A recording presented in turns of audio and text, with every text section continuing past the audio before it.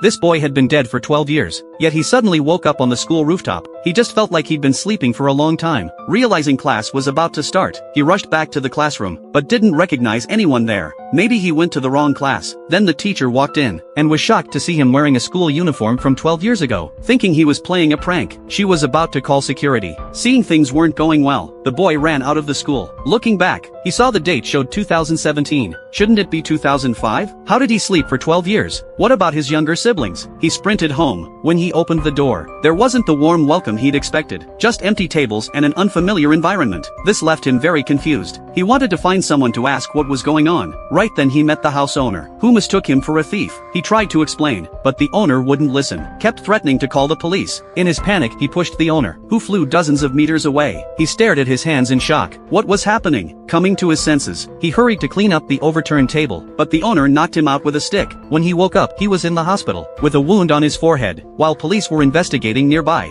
they asked for his name and birth date. The boy answered truthfully, "I'm David, born in 1987. The police were surprised. Someone born in 1987 would be 31 now. Are you kidding? The nurse finished bandaging him, saying they'd put 30 stitches in his forehead, warning about infection, and to pick up his medicine later. Seeing he wouldn't tell the truth, the police took him to the station, again asking for his name and birth date. The boy was helpless, insisting he wasn't lying. The police got angry, saying if the information was false, he'd face more charges for trespassing and obstruction, making things worse. But when they checked, the information was correct, though it showed he was deceased. He was shocked, and went to report to his superior. David went to wash his face, finding his forehead wound had completely healed, without any trace of stitches. Now he was even more confused. What had happened to him? As he was leaving the bathroom, he met an officer, who was startled by the name on his uniform. It was his childhood friend David, but hadn't he died 12 years ago? Even the voice was identical. He was completely baffled, realizing it was David's death anniversary. Could this be his spirit? Then David saw his name tag, recognizing him as his high school classmate Paul, and quickly asked what had happened.